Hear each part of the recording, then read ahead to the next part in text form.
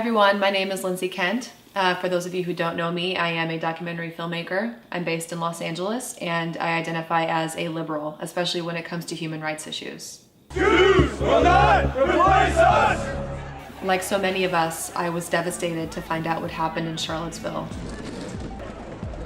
It's hard to comprehend that kind of violence and hatred. So imagine my surprise when I learned that there are similar protests being planned for San Francisco, the mecca of liberalism. So the group that was planning on putting on this event in San Francisco is called Patriot Prayer. The morning of the rally, I saw that the group's organizer, Joey Gibson, had canceled the event following pressure from the city and local officials that the event was likely to turn violent with counter-protests. I'm Joey Gibson with Patriot Prayer, here with bass stickman Kyle Chapman. Basically, today's been a crazy day. I know the media is like wondering what the heck is going on. Basically, everywhere we go, the police, the city, they want to shut it down. As you can imagine, in a place like San Francisco, there were a lot of counter-protests planned that day. I started in Dolores Park, where there was a dance-a-thon happening, and that group ended up marching to the Civic Center. Why are we here? Because this is our town, and we're protecting it. And we don't believe in what they stand for, and we won't stand for it in our city. There'll always be hate, but hopefully events like this prove that there are more people in the world with love in their hearts than there are with hate in their hearts. The message of all of these counter-protests was essentially the same. It was rallying against hate, love, peace, equality, unity. When you hear that a bunch of violent white supremacists and neo-Nazis are about to invade your hometown, you stand up, right? But what if the organization behind the original protest, Patriot Prayer, wasn't a hate group? The whole point of the rally was to bring in people who wanted to get to know us, not to just do a speech to our supporters. What the media has done is they have portrayed us as bigots, white supremacists, Nazis. We couldn't be anything further from that. All I can do is try to be a good person, do my best to be a good person, and I'm going to fight against hate. I'm confused. We were told to expect a group of right-wing extremists who were neo-Nazis and white supremacists who wanted to spread their message of hate in San Francisco, right?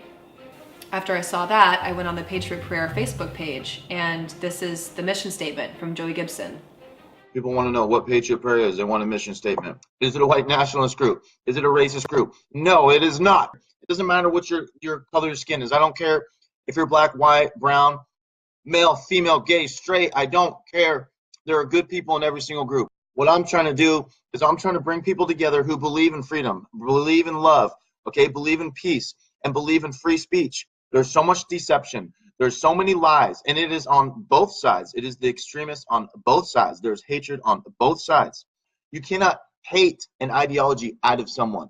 If we punch someone hard enough, their ideology will be out of them. No, it is impossible. We have to win over the hearts and minds of logical, common sense Americans, okay, who have love in their hearts and who are good people. That's what I want to do. That's who I want to reach out to. Huh. So now it seems like this is a group of conservatives, potentially some moderates as well, who were collectively getting together to rally for free speech.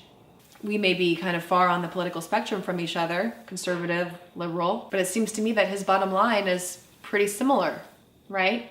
Standing up against hate, uniting people of different beliefs, taking a stand against violence. So if that was the message of this organization, why weren't they allowed to speak last weekend? On Sunday in Berkeley, what started as a peaceful protest turned violent when Antifa members showed up wearing masks and carrying tear gas. The cops looked the other way because it was Antifa. So there really was violence at that protest. But because the violence came from the left, that makes it okay? How did we get here? This was an opportunity. It could have been a bridge across this divide that we are experiencing as a nation, as a whole right now. But instead it was lost in outright lies and propaganda and in hate. Look, I don't have all of the answers. I hardly have any at all. As a documentary filmmaker, I feel like it's my duty to tell the truth. And in this particular instance, this is the truth that I see. And I personally feel, I truly feel that violence is just not the answer. As Joey said, you can't hate or attack the beliefs out of someone. It's impossible. Like, it's just silly to even think that that's what we can do. So all I can hope for is that maybe we start double checking our sources before we hit the share button, before we get riled up about something.